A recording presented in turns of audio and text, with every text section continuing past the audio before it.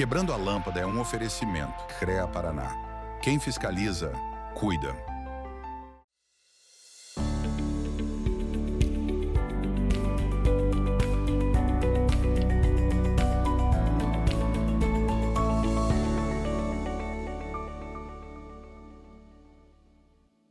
Tudo bem, meus nobres? Começa agora o Quebrando a Lâmpada, o programa que fala sobre inovação e cases de sucesso para quem quer pensar fora da caixa e transformar ideias em realidade.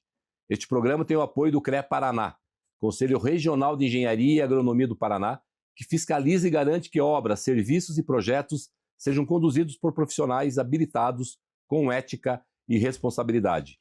O CREA Paraná protege a sociedade, valoriza a engenharia, a agronomia e as áreas tecnológicas, além de apoiar o desenvolvimento profissional e a inovação, que transformam o nosso Paraná.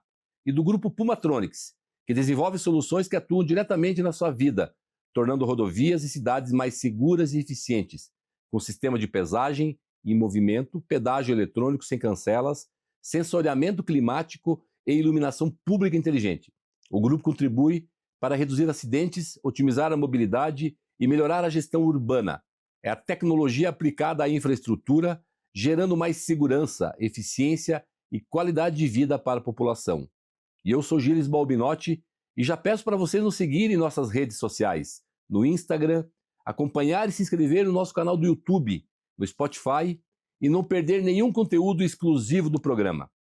Por isso, as palavras que definem o episódio de hoje são saúde e serviço público.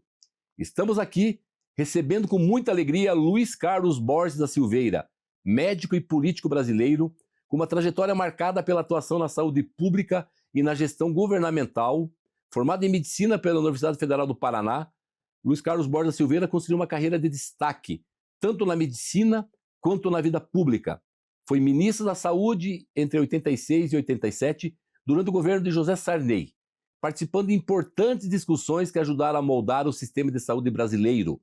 Além disso, exerceu mandatos como deputado federal pelo Paraná e ocupou diferentes cargos públicos ao longo da sua trajetória, sempre com foco em políticas públicas e gestão na área da saúde.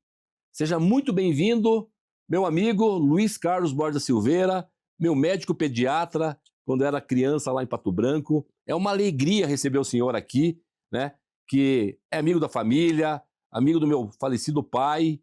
Obrigado, Luiz Carlos Borges da Silveira, do senhor estar aqui no programa Quebrando a Lâmpada, para mostrar a sua jornada empreendedora em diversos setores e resultados que o senhor fez para melhorar a vida das pessoas. Muito, muito obrigado, seja bem-vindo.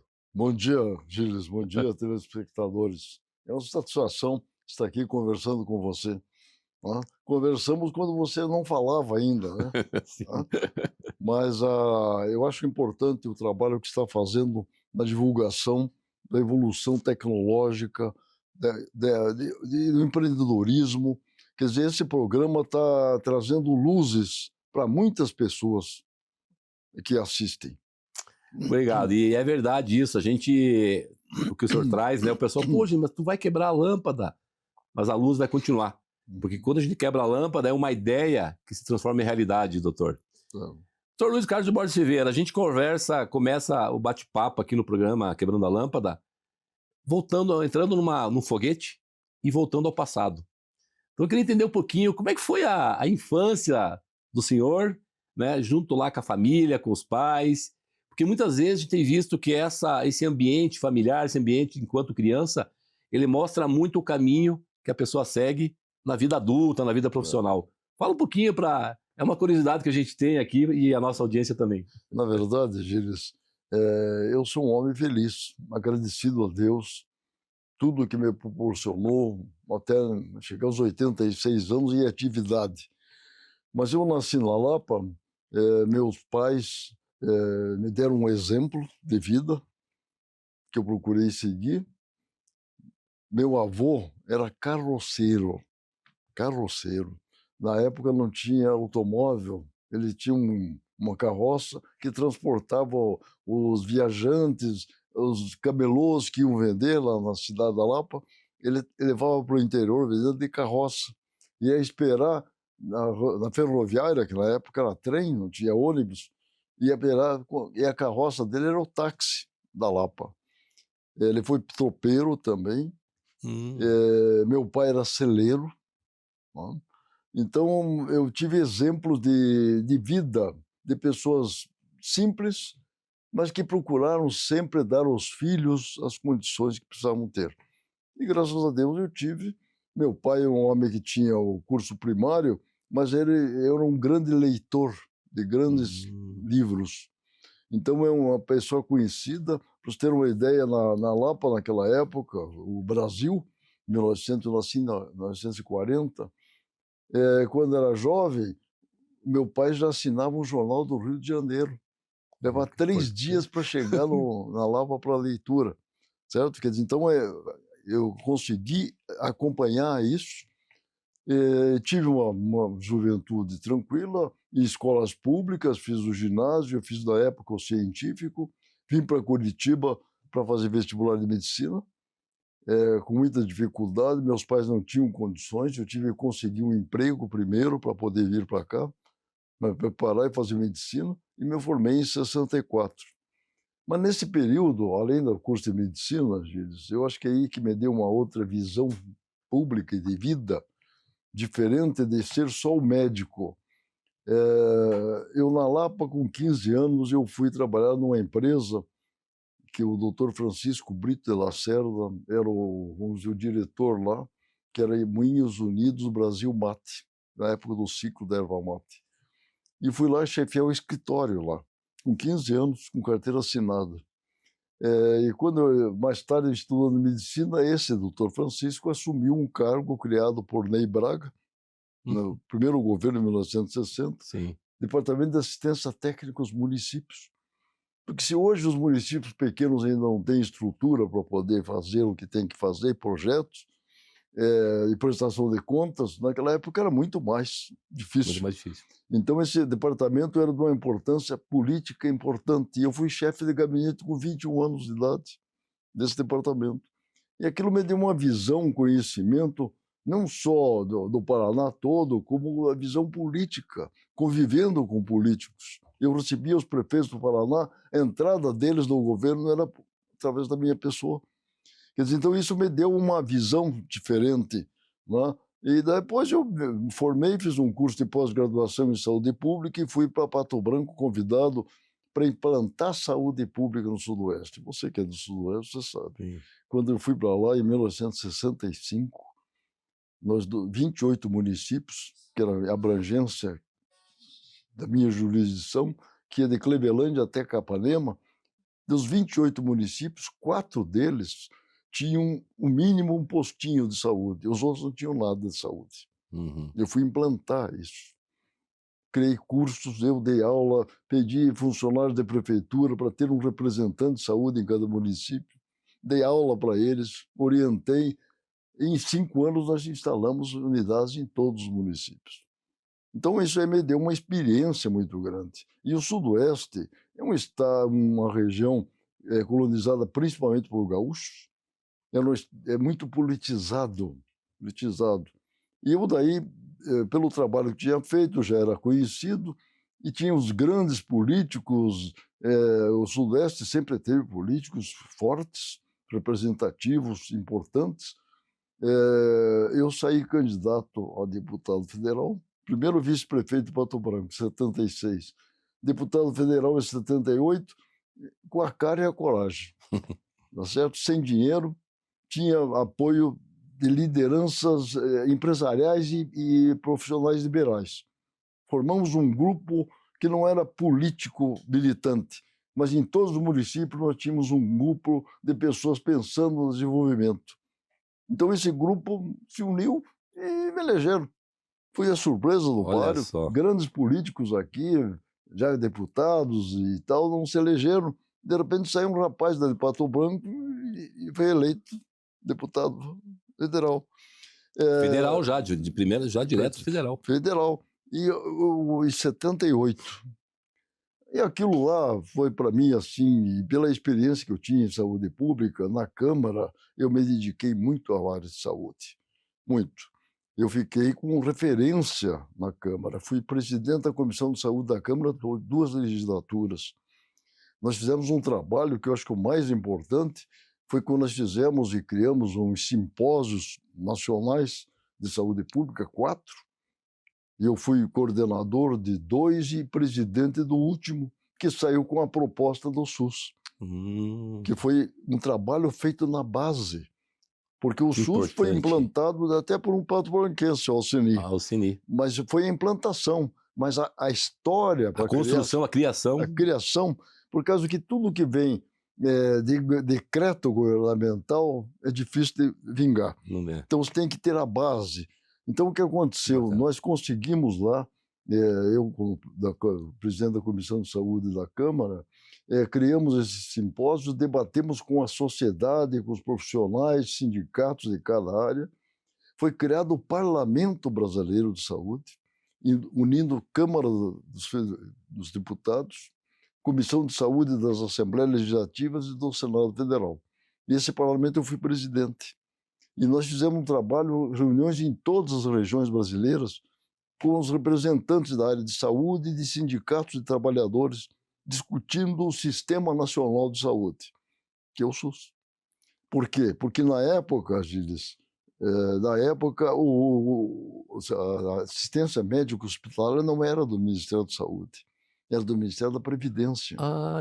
Tá? Então tinha o INAMPS. E o Ministério da Previdência não queria abrir mão porque era o que dava visibilidade para eles, era isso. Então nós tivemos que fazer um trabalho muito grande, foi uma luta, uniu a esquerda e a direita.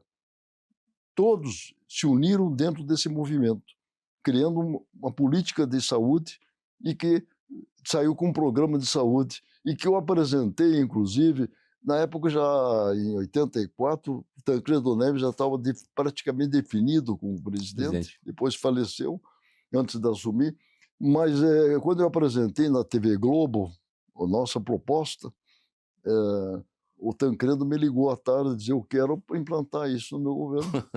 E foi depois, o SUS, o que aconteceu? Foi para a Constituinte, foi aprovado tranquilamente, o Sarney assumiu não, ele criou, por causa que foi lei constitucional, criou e o Collor implantou com o Alcini. Fantástico. Então, para você ter uma ideia, nos Estados Unidos, não sei se você lembra, o Obama tentou criar um sistema desses, de cima para baixo, e não conseguiu, porque não veio a participação de baixo. Não começou na base. Doutor, a gente está finalizando o primeiro bloco. Eu gostaria de continuar essa linha do tempo que o senhor trouxe no segundo bloco, porque é importante as pessoas conhecerem. Muitas não conhecem, né, toda essa construção, o início do SUS, que é o maior programa de saúde do mundo, né? Então a gente vai finalizar o primeiro bloco. No segundo bloco, vamos continuar com essa linha do tempo, tá bom? Pode ser? Pode ser. Não saia daí, porque a nossa conversa só está iniciando e tem muito mais no segundo bloco. O Quebrando a Lâmpada volta já. Cada vez que você volta do trabalho, que você se alimenta, cada vez que você viaja sozinho ou com a família, pega um ônibus, carro ou avião, sobe ou desce de elevador, cada vez que você pensa em qualidade ou na segurança de tudo aquilo que é produzido na cidade, no campo, nas indústrias ou em tudo ao seu redor, em cada um desses momentos, existe o trabalho de milhares de engenheiros, geocientistas e agrônomos que, em conjunto com o CREA Paraná, são responsáveis por produtos ou serviços cada vez mais presentes no seu dia a dia. Há 91 anos é assim. CREA Paraná. Quem fiscaliza, cuida.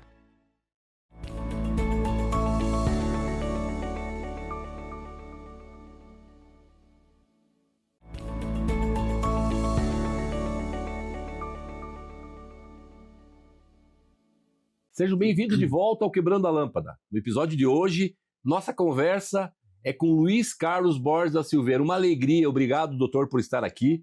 Médico e ex-ministro da Saúde, com uma trajetória marcada pela atuação na vida pública e na saúde brasileira. Formado em Medicina pela Universidade Federal do Paraná, Luiz Carlos Borges da Silveira também foi deputado federal e participou de momentos importantes da reestruturação da saúde pública no país. E agora a gente vai seguir nessa conversa sobre esses temas. É uma honra receber o senhor aqui no programa Quebrando a Lâmpada, o senhor que quebrou muitas lâmpadas. O senhor falava no bloco anterior do início do SUS, do engajamento e sob a sua liderança, doutor Luiz Carlos, provavelmente viajando o Brasil todo, indo na base, construindo da base para cima e não através de um decreto que muitas vezes ele não tem continuidade. A população não participou. A população não participa. E o SUS, que é um grande programa hoje, obviamente que depois a gente vai falar também de uma outra entrega concreta do senhor em relação à vacina, né? Mas o senhor dizia que deu Tancredo, né? Ligou para o senhor, enfim, teve a fatalidade, ele veio a falecer, e o senhor depois acabou sendo o ministro. Fala um pouquinho disso, como é que foi daí ou seja, esse início do SUS, né? O senhor já como ministro da Saúde, né? A minha atuação na Câmara dos Deputados, porque você, quando chega na Câmara Federal, ou você tem assim, gosta de plenário, de discussões e tal, ou você se aprofunda nas comissões. Então eu fui, e eu acho que se eu tive sucesso no meu trajetório na Câmara, foi porque eu me dediquei a uma área, foi a área de saúde. Então eu me tornei referência para os outros colegas como quem entendia de saúde pública. Então isso me deu uma referência numa linha. Não é? Mas porque a área de educação, saúde, que eu acho que isso aí você tem que, eu participei muito, e na área de agropecuária, por ser um estado e uma região que eu representava, na verdade. Mas a minha atuação na Câmara foi muito intensa na área de comissões, na área técnica. Não é? Então eu consegui ser referência naquilo lá. E aquilo me deu uma condição. E depois nós criamos, isso é bom comentar, veio a abertura política, porque quando eu fui eleito a primeira vez era revolução ainda.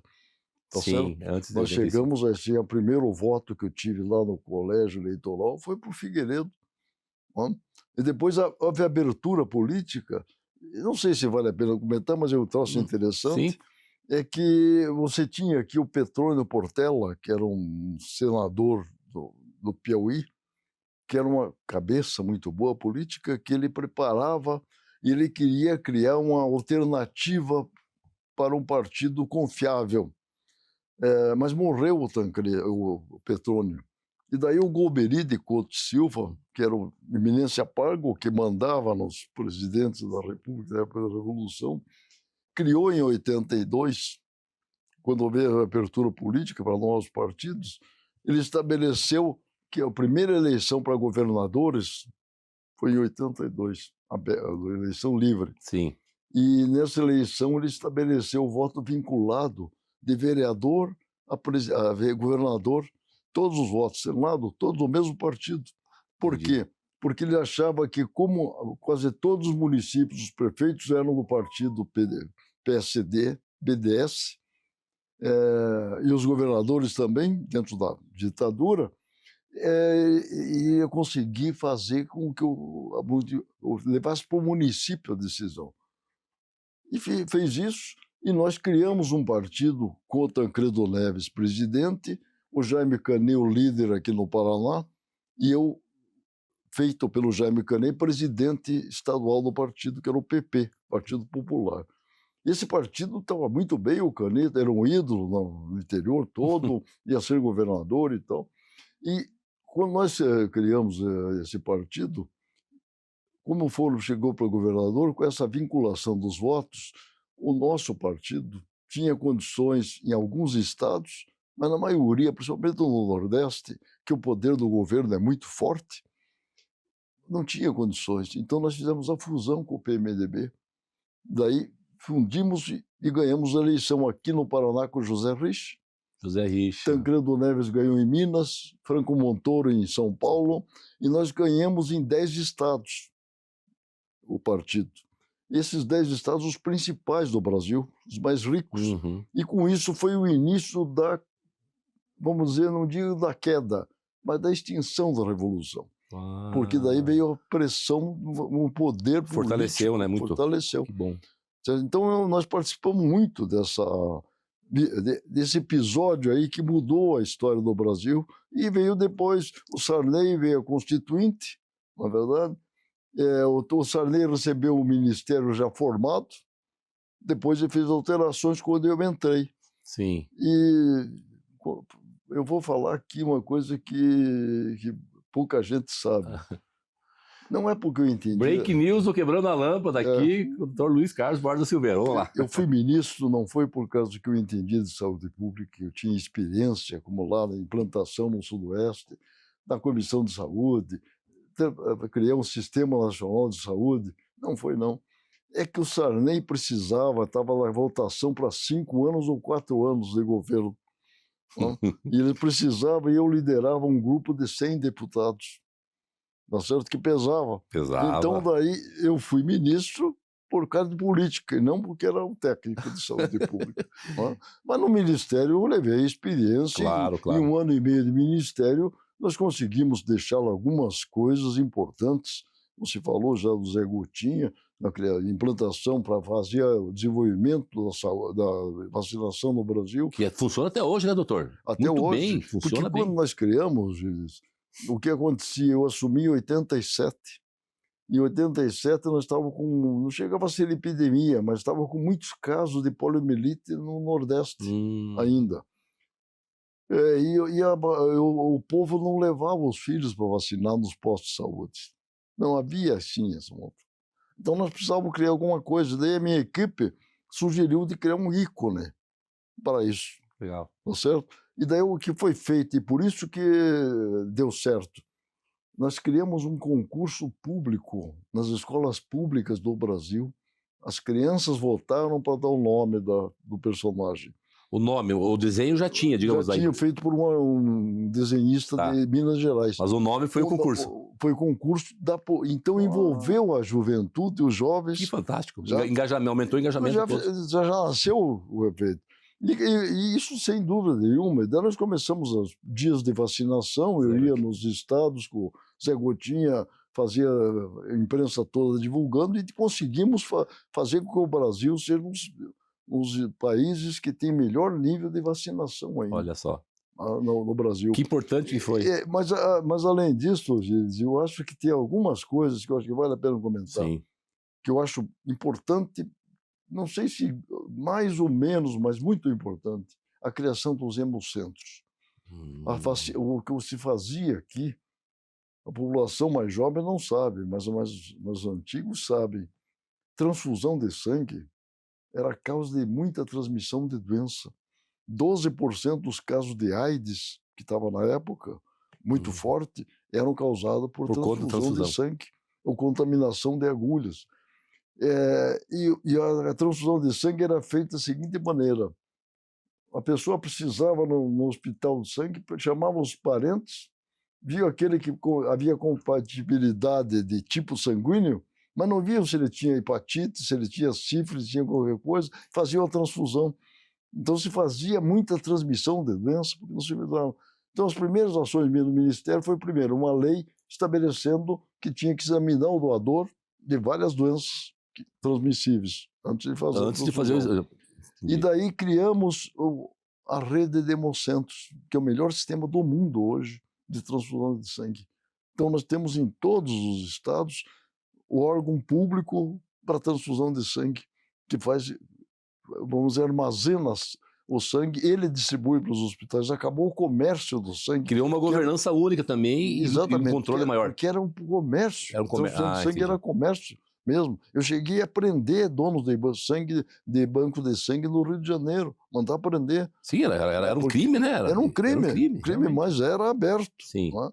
E o combate ao fumo, né? O Ministério da Saúde deverte é frase minha. O Ministério deverte fumar é prejudicial à saúde. É uma frase sua essa? Na época eu não o fumante sabia, doutor. era a maioria. Né? Sim. E deu um resultado ao lado da frase e de proibição nos lugares públicos de fumar. Nós pegamos contratamos o Giraldo. O Giraldo, sim. O Giraldo fez uma campanha da mídia para as crianças não deixarem os pais fumarem. E aquilo foi o maior resultado, porque as crianças cobravam do pai Olha só. não deixar ele fumar em casa, dentro de casa. né? E o constrangimento fortaleceu o crescimento dos não fumantes, né? Que houve uma diminuição muito grande daquela época até hoje, não é verdade? Certo. Então, várias entregas concretas, né? Eu acho que pela experiência que eu tive de fazer já vacinação lá no Sudoeste e tal, eu tive em 1 ano e meio condições de fazer algumas ações de repercussão para o resto. E os outros ministros que me sucederam continuaram. Que coisa difícil de governo. Isso é importante, né? Deram continuidade, não jogaram de lado. Não jogaram nada. Olha. Procuraram fortalecer, porque acontece com o governo é muita coisa. Você faz o que assume, não quer ficar com aquilo, abandona aquele e faz outro. Que bom ouvir isso, doutor, né? Não houve aquele ego de, não, foi outro ministro que fez, Exatamente. Eu não vou fazer, ou seja... Doutor, a gente está finalizando mais um bloco, a conversa é boa e muitas informações o senhor traz. Eu não sabia algumas, e é uma alegria. Eu quero falar para vocês aqui, praticamente todos os sábados tem a Confraria de Pato Branco, e é uma alegria sempre ter o doutor Luiz Carlos Borges da Silveira nesse café, e eu não perco a oportunidade de chegar lá, de conversar com ele, conversar com todos, claro, o doutor Luiz Carlos Borges da Silveira, aí está lá o Ceni Guerra, está lá o Nilson Esguarese, todo o nosso time, né, de aprender sempre com ele. Queria reforçar, olha só, iniciou o SUS, desenvolveu toda a campanha do Zé Gotinha, que funciona até hoje também, assim como o SUS. Ele falou dos hemocentros, importante para a questão de redução, né, dos vários problemas que tinha à época, inclusive a questão da AIDS. Ele comentou, né, eu não sabia, que na carteira de cigarro lá, o Ministério da Saúde adverte, né, para os problemas, né, do fumo. É muito legal saber dessas notícias, doutor Luiz Carlos. A gente vai finalizar o bloco e logo a gente retorna para continuar a conversa, tá bom? Tudo bem. Já a gente volta, então, com o Dr. Luiz Carlos Borges da Silveira, com mais insights, histórias inspiradoras. Ele que quebrou muitas lâmpadas e transformou ideias em ações concretas, né, na área da saúde, na gestão pública, um homem público que realizou projetos eficazes para a sociedade. Certamente vai acender muitas luzes aí na sua cabeça, tá? Fica por aí que eu Quebrando a Lâmpada volta já.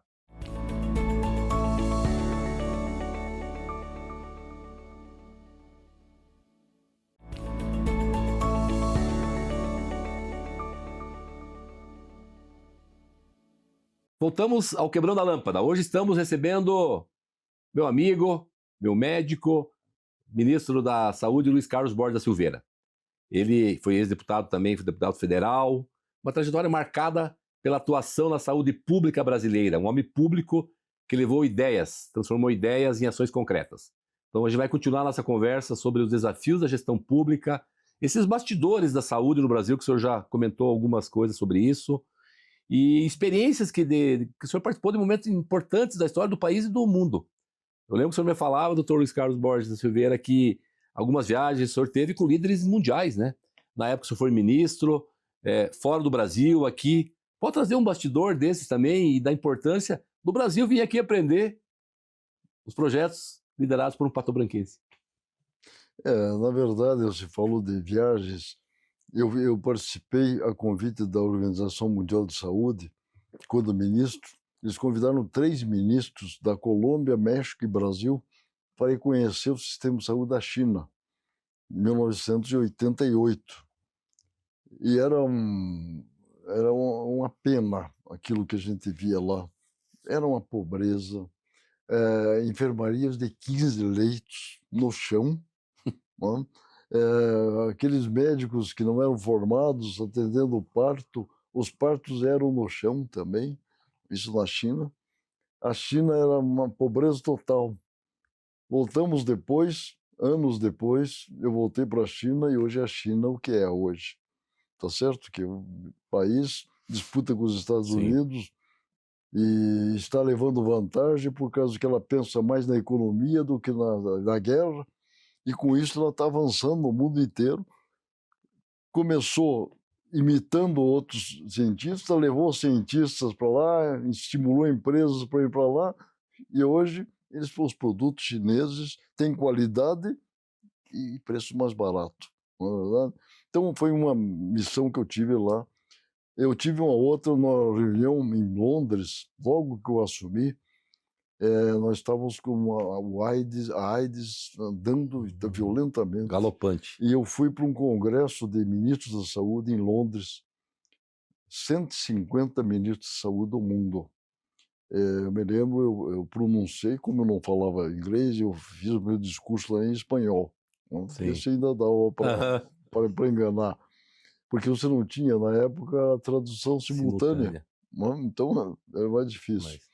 Mas o que eu vi lá naquele congresso é que você tinha, na Holanda, já o governo tinha bancas, como se fossem bancas de jornal, na praça, para dar troca de seringas e agulhas para os traficantes não, para os usuários de droga, porque uma das causas de transmissão do AIDS era muito por agulha. Contaminada. E você tinha da África a promiscuidade, e a AIDS avançando como avançou muito na África por causa da promiscuidade. Porém, eu voltei para o Brasil vendo o seguinte: o Brasil tinha as duas coisas. Tinha o Brasil evoluído e tinha o Brasil pobre. Então, era um campo para AIDS assim, fantástico.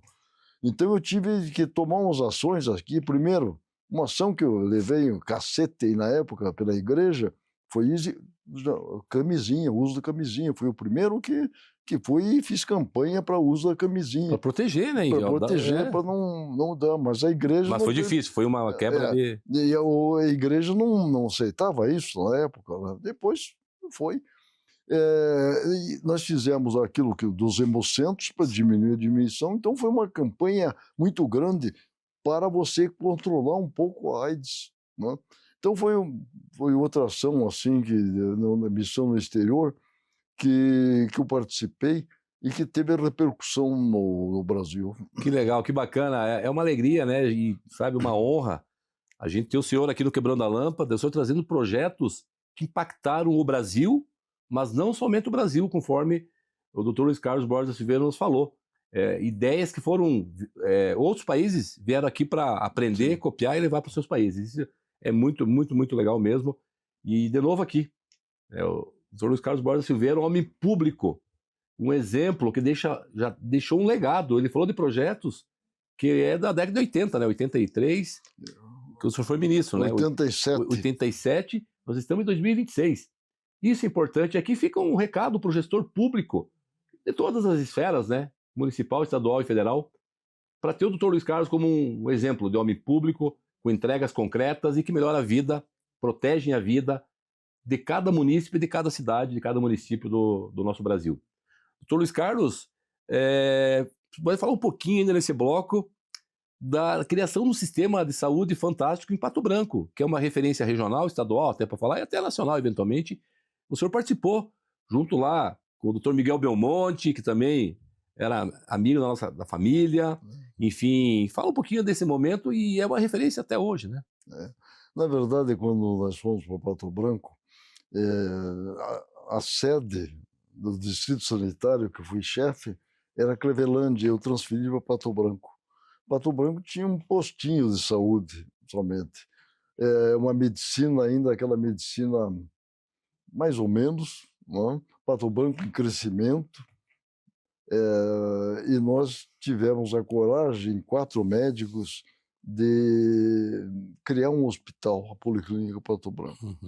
Dr. Celso Hilbert, o Miguel Belmonte, o Defonso Canto e eu. Nós criamos um hospital trazendo especialistas e melhorando o nível de atendimento da saúde pública.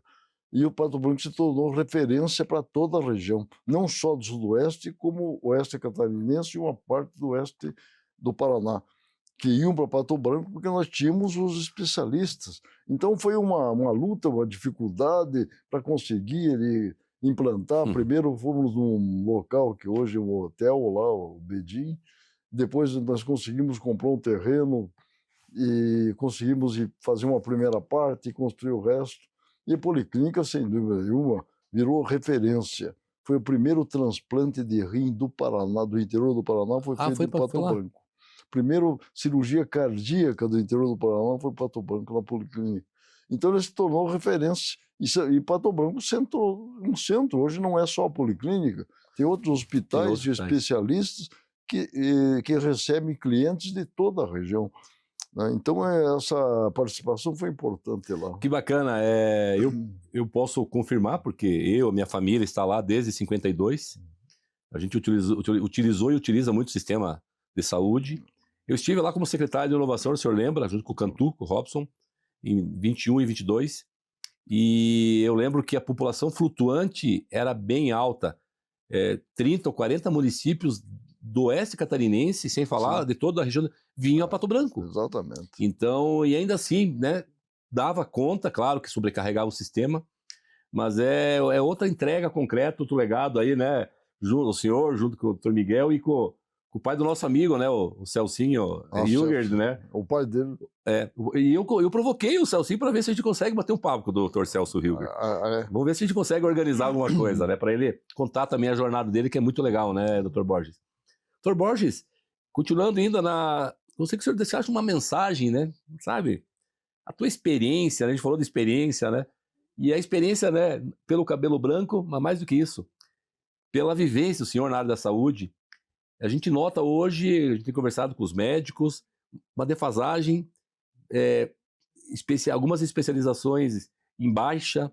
Um recado do senhor para o jovem que está decidindo o que vai fazer na faculdade.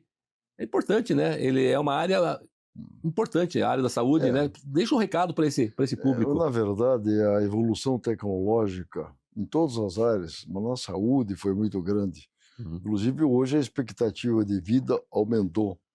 Mas teve algumas deficiências. O médico não é mais o médico da família. Hoje o médico ele usa os exames laboratoriais. Exame complementar é para complementar um diagnóstico. O diagnóstico é clínico. É conversa com o paciente, ouvir a sua história, ouvir suas queixas e o exame físico. O médico tem que sair com o diagnóstico dali e confirmar com exames. Hoje está o inverso. Isso encareceu a medicina. Melhorou em aspectos, melhoria de tratamentos, novos medicamentos, novos procedimentos. Mas aquele afastamento da relação médico-paciente é muito ruim, porque um grande percentual da doença é psicológica. Sim. Tá certo? Então, a confiança no médico ajudava na cura. E hoje você não tem mais isso. O médico, então, ele atende, faz os exames, datilografado, sai no computador a receita e o pedido de exames. Não é? Evoluiu tecnologicamente. Mas aquela participação piorou. E encareceu muito a medicina. Certo? Encareceu muito, porque, na verdade, 70% dos casos você pode atender sem precisar de exames. Você pode resolver com tratamento sem precisar de exames. E nós sabemos que, na verdade, tem cura de doença, só tem uma infecção com antibiótico ou outra doença por cirurgia. Todos os outros são paliativos. Certo? Você não cura hipertensão, você trata a hipertensão, mantém. Vai conviver, né? Não cura a diabetes, você trata a diabetes. Mas curar é só infecção com antibiótico e cirurgia, que acabam vai eliminar o problema mesmo. Né? As outras você vai mantendo, tomando medicamento para você manter dentro dos níveis aceitáveis, não é verdade? Então, esse contato do médico com o paciente está fazendo falta. Olha só o que o senhor traz. A gente, no programa, discute muito sobre isso com os nossos convidados, desse humanismo. Está faltando essa gestão humana do médico com o paciente. Exatamente. Então, esse é um ponto muito interessante que o senhor traz. A gente está finalizando, doutor, mais um bloco. A conversa está muito boa e a gente já logo retorna, tá? Então, fica por aí para o nosso próximo bloco e o próximo e último bloco, o Quebrando a Lâmpada, volta já. O Grupo Pumatronics transforma a tecnologia em segurança, fluidez e inteligência nas cidades e estradas do Brasil. Da nossa fábrica saem soluções que impulsionam cidades. Estamos nas estradas que conectam o país, nas cidades que crescem, nas redes que sustentam a inovação. Grupo Pumatronics, tecnologia que move o futuro.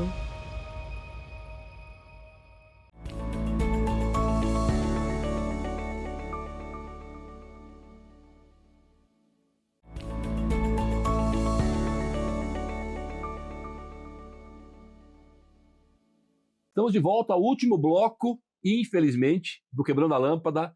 Agora a gente vai falar sobre futuro, a gente vai falar também de outro projeto que o meu amigo Borja Silveira liderou e foi precursor no Brasil, que é o EAD, o Ensino à Distância, e também outras novidades que eu acho que ele vai trazer para a gente também, tá bom? E sobre um livro que ele lançou recentemente, eu tive a alegria de estar lá no lançamento. Doutor Borja Silveira, ensino, educação é uma área também que o senhor sempre teve muita atenção, muito cuidado, uma área importante para o Brasil, uma área importante para que as pessoas tenham sucesso na vida, né? Fala um pouquinho aí desse método que o senhor, de uma certa forma, foi precursor para levar mais conhecimento para muito mais gente. Na verdade, o Brasil é muito grande. Então, você tem o acesso aos centros universitários para a população, é muito difícil. Então, o ensino à distância, na verdade, é uma solução para você poder levar ensino para todas as populações de todos os municípios do Brasil. E eu tinha uma amizade com o governador do Tocantins, fomos deputados juntos, eu fui do Partido Democrata Cristão, eu fui presidente, ele que me indicou para a presidência nacional desse partido, e fizemos uma amizade. E eu estive com ele e eu tinha criado faculdades como a de Pato Branco, que hoje tem curso de medicina lá já, é um centro universitário. Eu criei aquela faculdade lá em Pato Branco, criei na Lapa, criei em Campina Grande do Sul, criei em Curitiba, criei em Cascavel. E ele, sabendo disso, ele disse: Borges, eu preciso melhorar o nível. E na época estava uma exigência da lei, uma lei que foi criada, que para professor tinha que ter curso superior até tal ano. A partir dali não podia sem ter curso superior. Então nós criamos lá, pedido dele, uma equipe, criamos um ensino à distância, que estava começando aqui no Paraná, a Universidade de Ponta Grossa, mas cursos assim, isolados e pequenos, não um curso organizado. E nós criamos lá, em parceria com o governo do estado, o primeiro curso de EAD no Brasil, com 100 salas de aula, 4.000 alunos. Aulas presenciais por TV. Olha que importante. Tá certo? Diárias. 3 horas de aula diária por TV, como se fosse normal. Para você ter uma ideia, no Tocantins não tinha internet no interior, nós criamos um 0800, cada professor de cada matéria ficava 10 horas por dia disponível para o aluno, por telefone, tirar suas dúvidas. Que interessante. Você tira por internet, mas antes não tinha. Não tinha, né? Então nós criamos então foi uma experiência fantástica isso aí. E mudou o estado do Tocantins, mudou sem dúvida nenhuma. É o estado que tinha mais formação de superior em todo o interior.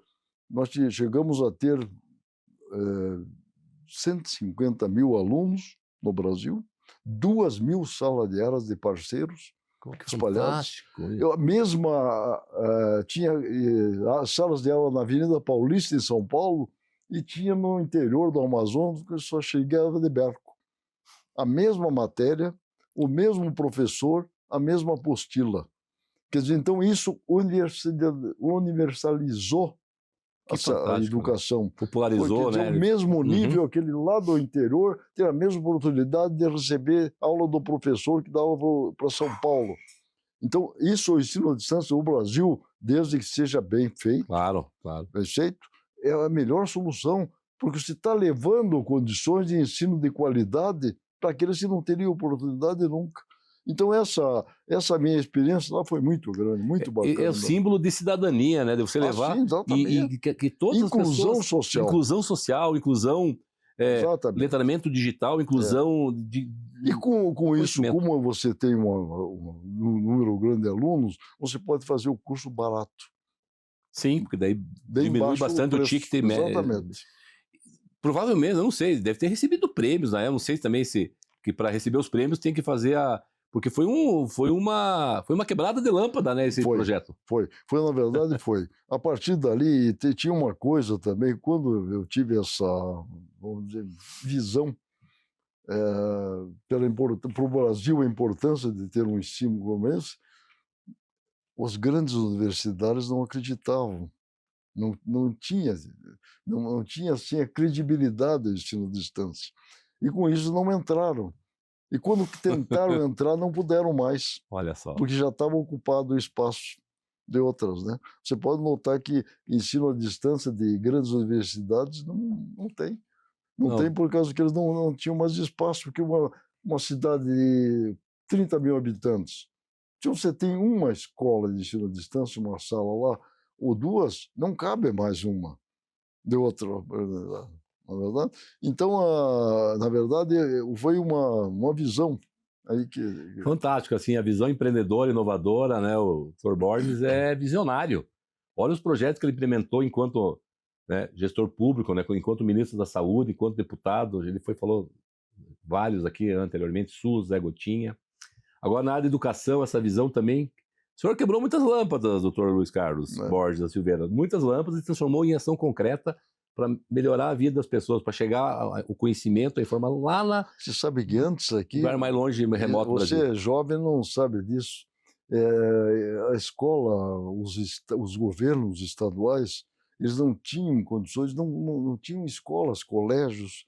Então foi criado um movimento nacional, SENEC, Campanha Nacional de Escolas da Comunidade, por um professor do Rio Grande do Norte. Tinha essa estrutura em Brasília e fazia com a comunidade preços baratos, mas com a participação da comunidade, como se fosse uma cooperativa. Sim.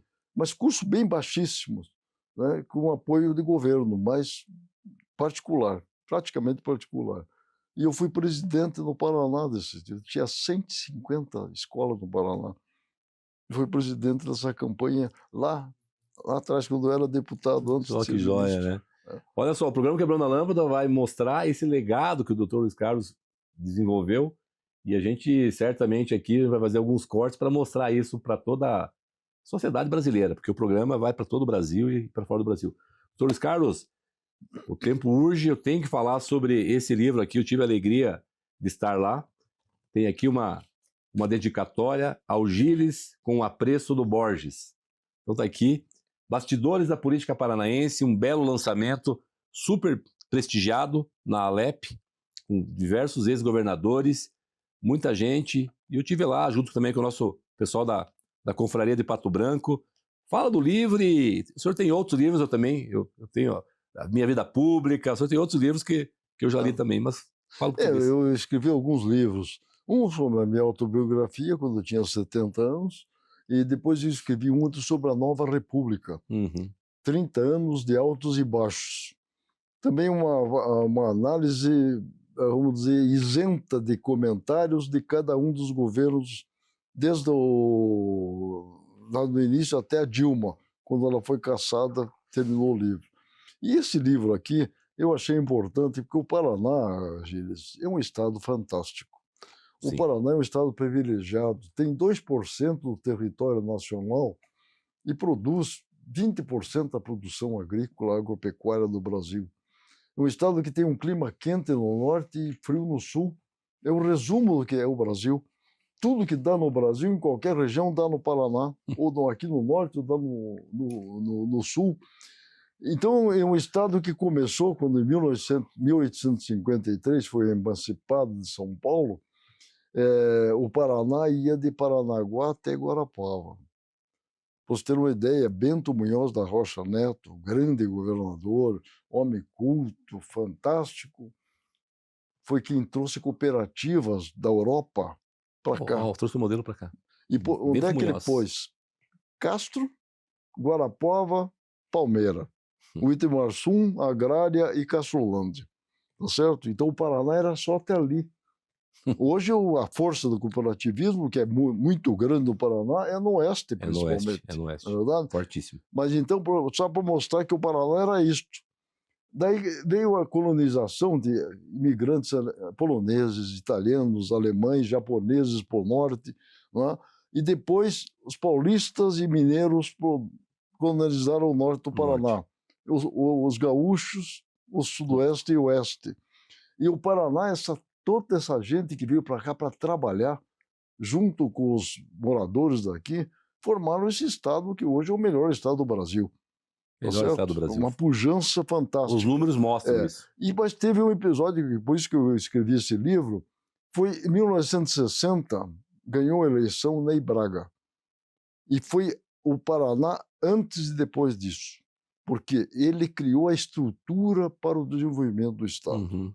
Antes era mais, vamos dizer assim, quase artesanal, de crescimento, subsistência, até que ele criou aqui Companhia de Desenvolvimento, criou e fortaleceu o Banestado, fortaleceu a Copel, criou a Sanepar, criou o BRDE junto com o Brizola do Rio Grande do Sul e o Celso Ramos de Santa Catarina, e criou aquele departamento que eu falei que eu fui chefe de gabinete para assistência aos municípios, que você fazia todo o atendimento, tinha uma equipe muito boa na parte de projetos, na parte de contabilidade e na parte jurídica, para dar assistência para os municípios. Então, a partir dali, teve uma sequência de bons governadores, com exceção de um que foi cassado, o Haroldo Leão Pérez, que eu comento aí como é que foi o episódio. Mas o Paraná, desses 65 anos, foi outro Paraná. Foi um crescimento, assim, geométrico, não aritmético. Progressão geométrica, exatamente. Né? Tá certo? Vertiginoso. Foi lá. Então, aí o que eu retrato é o retrato disso aí. O que eu fiz no livro? Praticamente um retrato. Analisei todas as eleições, de 60 até agora, todas elas, como é que correram. Coloquei os bastidores, as coisas que aconteceram, que influenciaram nas eleições, fatos que aconteceram, alguns assim que muita gente não sabe, a maioria não sabe que aconteceram, e trouxeram relevância para as disputas eleitorais. A relação de todos os deputados estaduais de cada legislatura. Sim, eu vi que tem todos. E o depoimento de cada um dos governadores. Legal. Eu não quis fazer uma crítica ou análise. Cada um escreveu o que eles fizeram. Dele então, mesmo, na verdade, é um retrato da história do Paraná dos últimos 65 anos. É um livro de história do Paraná, porque a história passa pela política. Doutor, fantástico, eu recomendo a leitura desse livro. Quem não conseguir acesso me fala, que eu conecto com o doutor, né? Deve ter mais livros ainda. Não tenho. A Amazon está vendendo. Está na Amazon. Tá na Amazon. A Livraria Curitiba também. Livraria Curitiba.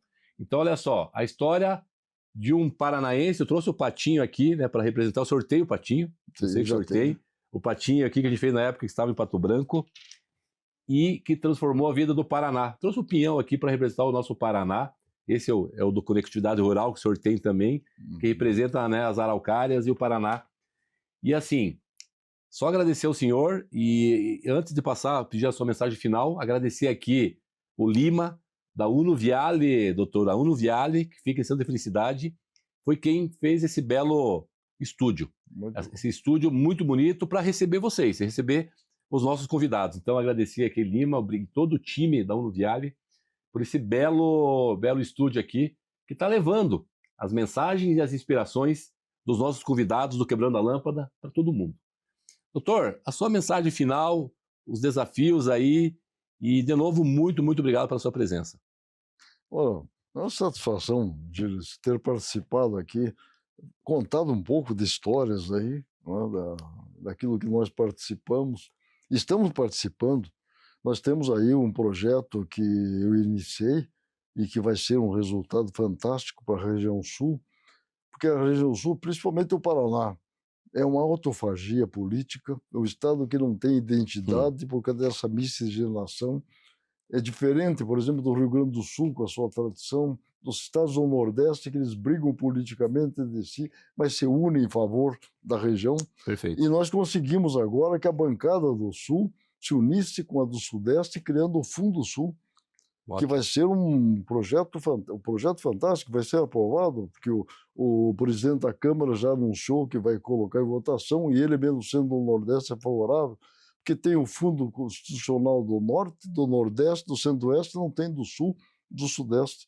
E nós começamos como diretor do BRD esse movimento, E o deputado Toninho Bancher, Sim. que era o coordenador da bancada, pegou a bandeira, fez um trabalho excelente e conseguiu levar, está lá pronto para ser aprovado, uma comissão foi criada.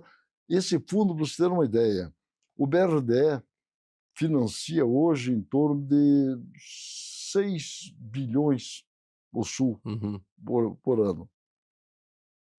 Esse fundo vai dar para o Paraná isso por ano. Que fantástico. Tá certo? Para atender principalmente as cidades mais pobres. Ótimo. Para estimular o desenvolvimento e diminuir as desigualdades regionais. Então, continuamos ainda em atividade ainda. Mas eu agradeço, Gilles, e me parabenizo pelo teu trabalho de divulgação das coisas que a população precisa conhecer. Levar, né, essas lições aprendidas, o legado do senhor, levar a marca das empresas paranaenses do Brasil para todo o Brasil e todo mundo. De novo, muito, muito obrigado. Só tenho a agradecer ao senhor e já está convidado para retornar. Tá bom. Vamos para o senhor contar mais sobre os bastidores da política, as suas entregas concretas. De novo, uma alegria ter o senhor aqui. Estou até emocionado, porque o senhor aí que foi da mesma geração do meu pai, que descansou, né? E, enfim, que conhece minha família.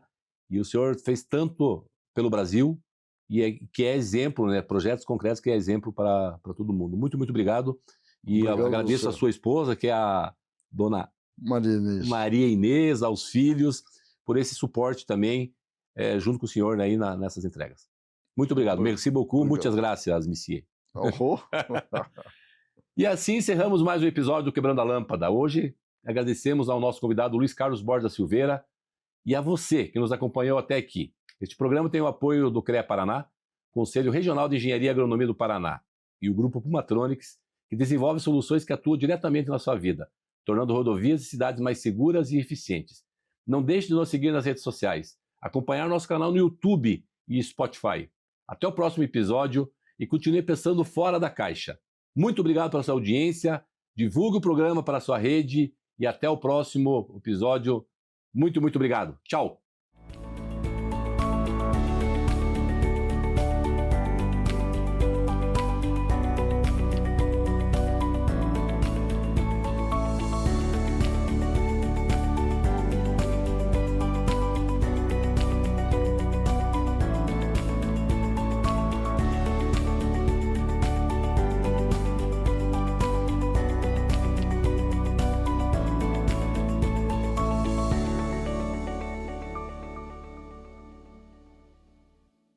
Quebrando a Lâmpada é um oferecimento. CREA Paraná.